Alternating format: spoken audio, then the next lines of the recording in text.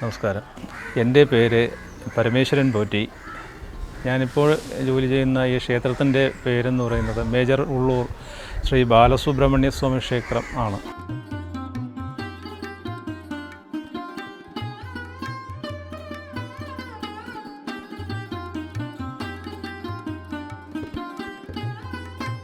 നമുക്ക് ഈ ഷഷ്ടിവ്രതങ്ങളിലെ ഏറ്റവും പ്രാധാന്യം അർഹിക്കുന്ന ഒരു വ്രതാനുഷ്ഠാനമാണ് ഈ സ്കന്ദഷഷ്ടി. ഇത് 6 ദിവസമാണ് വ്രതം അനുഷ്ഠിക്കേണ്ടത്. ഇതിൽ ഒരു ദിവസം മുന്നേ ഒരിക്കലെടുത്ത് ആണ് വ്രതം ആരംഭം. അതിൻ്റെ പിറ്റേന്ന് മുതലാണ് വ്രതം തുടങ്ങേണ്ടത്. ഒരു നേരം പച്ചരി ആഹാരം കഴിച്ച് ബാക്കി ഉപവാസത്തോടു കൂടിയുള്ള അനുഷ്ഠാനമാണ് ഇതിനുള്ളത്. ക്ഷേത്രത്തിലെ ഉച്ചപൂജ ഉൾപ്പെടെയുള്ള പൂജാകാര്യങ്ങൾ കഴിഞ്ഞ് തീർത്ഥം സേവിച്ചാണ് ഓരോ ദിവസത്തെയും വ്രതം തീർക്കുന്നത്. അതിനുശേഷമാണ് ഈ വ്രതച്ചോറ് കഴിക്കുന്നത്. അങ്ങനെയാണ് ഈ 6 ദിവസവും വ്രതം നോക്കുന്നതിൻ്റെ രീതി. അവസാന ദിവസം സ്കന്ദഷഷ്ടി ദിവസവും ഇതുപോലെ തന്നെയാണ് ചടങ്ങുകളെങ്കിലും അന്ന് ക്ഷേത്രത്തിലെ പൂജാകാര്യങ്ങളും മറ്റുമൊക്കെ വളരെ വിപുലമായിട്ട് അഭിഷേകങ്ങളും മറ്റു പൂജകളുമൊക്കെ അതോടുകൂടി ഉച്ചയോടുകൂടി മാത്രമേ അതെല്ലാം അവസാനിക്കുകയുള്ളൂ. സ്കന്ദഷഷ്ടി വ്രതം അന്ന് പുലർച്ചെ 4:30 മണിക്ക് ക്ഷേത്രനട തുറക്കുന്നതാണ്.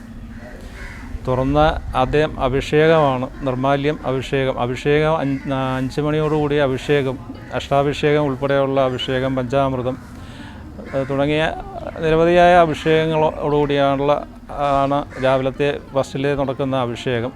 അത് കഴിഞ്ഞ് അഭിഷേക പൂജയും അതിൻ്റെ ദീപാരാധനയുമാണ്. അത് കഴിഞ്ഞിട്ട് 6:30 മണിക്കാണ് ഉഷപൂജ വരുന്നത്. അത് കഴിഞ്ഞ് ഉഷശിവേലി, പിന്നെ കളഭത്തിൻ്റെ പൂജയുണ്ട്, കലശപൂജയുണ്ട്.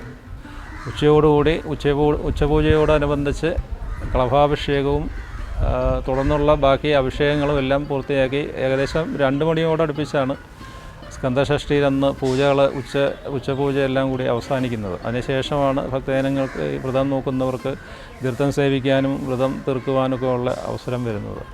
ഏകദേശം 2 മണിയോളം ആവും. മക്കളുടെ ഉയർച്ചയും നന്മയും ആരോഗ്യവും പഠിത്തവും മുതലായ സകല കാര്യങ്ങളും അമ്മമാരുടെ ആ ഒരു ആഗ്രഹം എന്ന് പറയുന്നത് അതാണ്. അപ്പോൾ അത് പൂർത്തീകരിക്കുന്നതിന് വേണ്ടിയിട്ടുള്ള ഒരു അമ്മമാരെ ആചരിക്കുന്ന ഒരു വ്രതമാണ് ഈ ഷഷ്ടിവ്രതം. അത് തുടർച്ചയായിട്ട് വരുന്ന മാസങ്ങളിൽ വരുന്ന ഷഷ്ടിവ്രതം എടുത്ത് സ്കന്ദഷഷ്ടിയോടുകൂടി നിർത്തുന്നവരുണ്ട്. പിന്നെ ഒരു ബ്രേക്ക് എടുത്തിട്ട് പിന്നെ വീണ്ടും തുടങ്ങുന്നവരുമുണ്ട്, സ്ഥിരമായിട്ട് എടുക്കുന്നവരുമുണ്ട്. അപ്പോൾ ഇതിൽ ഏറ്റവും പ്രാധാന്യം മക്കളുടെ ഉന്നമനം തന്നെയാണ് ഇതിന് ഉള്ളത്.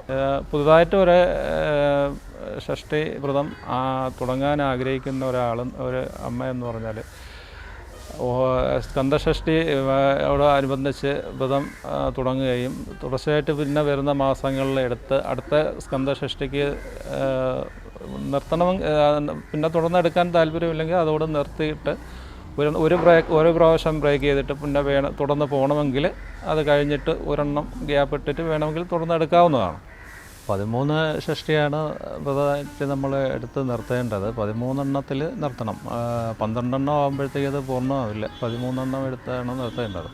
അത് കഴിഞ്ഞ് തുടർന്ന് എടുക്കണമെന്നുണ്ടെങ്കിൽ ഒരു ബ്രേക്ക് കൊടുത്തിട്ട് പിന്നെ അടുത്ത ഒരെണ്ണം വിട്ടിട്ട് അടുത്ത് എടുക്കാം. ഈ സ്കന്ദഷഷ്ടിയോടനുബന്ധിച്ച് ഈ ഭക്തജനങ്ങൾക്ക് അനുഷ്ഠിക്കേണ്ട കാര്യങ്ങളെന്ന് പറഞ്ഞു കഴിഞ്ഞാൽ ഉപവാസമായിട്ട് വ്രതം എടുക്കുന്നവരുണ്ട്. അപ്പോൾ അതിൽ തീർത്ഥം പോലും കുടിക്കാതെ എടുക്കുന്നവരുണ്ട്. അതൊക്കെ കഠിനവ്രതമാണ്. അത് എല്ലാവരെക്കൊണ്ടും അത് സാധിക്കണമെന്നില്ല. പിന്നെ അങ്ങനെയാണ് കഠിനവ്രതം എടുക്കുന്നവർ അടുത്ത ദിവസം രാവിലെ ഭഗവാന്റെ അഭിഷേകവും രാവിലത്തെ ദീപാരാധനയും കഴിഞ്ഞ് തീർത്ഥം വാങ്ങിച്ചാണ് ഉപവാസം തീർക്കുന്നത്.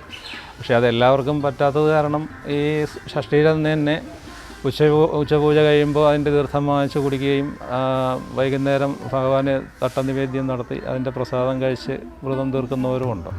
ഈ 2 രീതിയിലും ഇത് പൂർത്തീകരിക്കാവുന്നതാണ്.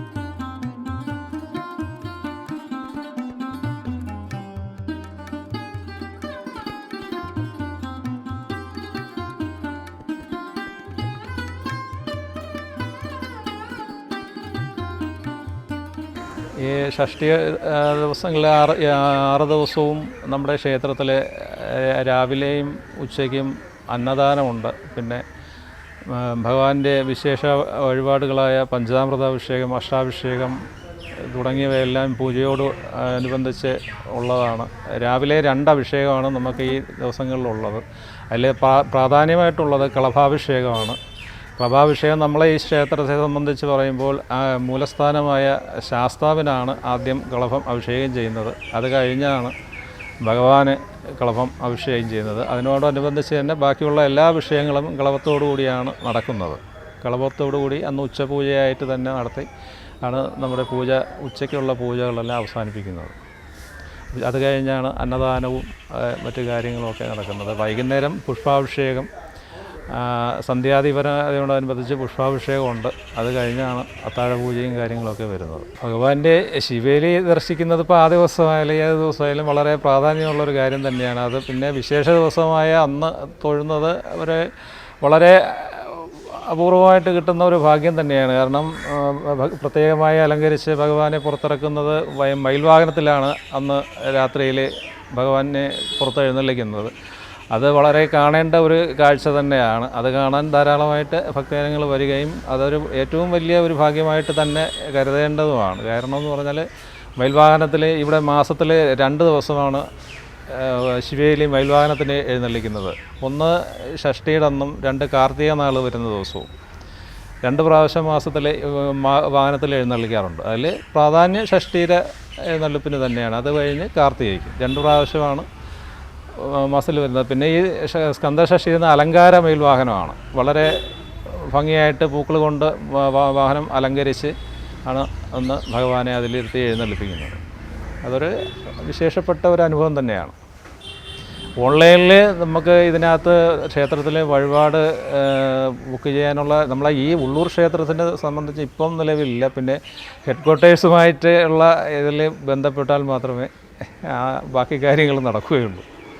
അത് ഭാവിയിൽ അതായി വരും. പിന്നെ നമ്മുടെ ഈ ക്ഷേത്രത്തിൽ വഴിപാട് നടത്താൻ ഇപ്പോൾ ഉള്ള ഒരു സംവിധാനം എന്ന് പറഞ്ഞാൽ ഓൺലൈനിൽ ചെയ്യുന്നവർക്ക് നമ്മുടെ ഇവിടുത്തെ SGOയുടെ മൊബൈൽ നമ്പറിൽ വിളിച്ച് ബുക്ക് ചെയ്ത് ആ വഴിപാട് ഗൂഗിൾ പേ ചെയ്യുകയാണെങ്കിൽ ചെയ്ത് റെസിപ്റ്റാക്കി അങ്ങനെ നടത്താനുള്ള സൗകര്യം ഇപ്പം നിലവിൽ ലഭ്യമാണ്.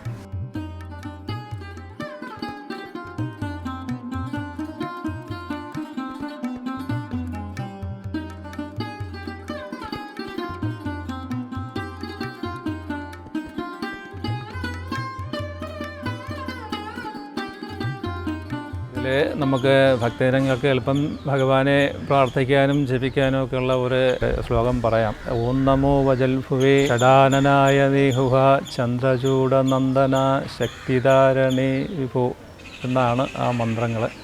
ഇത് നമുക്ക് പലവരും ജപിച്ച് ഭഗവാനെ പ്രാർത്ഥിക്കുന്നത് വളരെ ഐശ്വര്യപ്രദമായിരിക്കും. ഭഗവാന്റെ നാമത്തിൽ നന്ദി, നമസ്കാരം.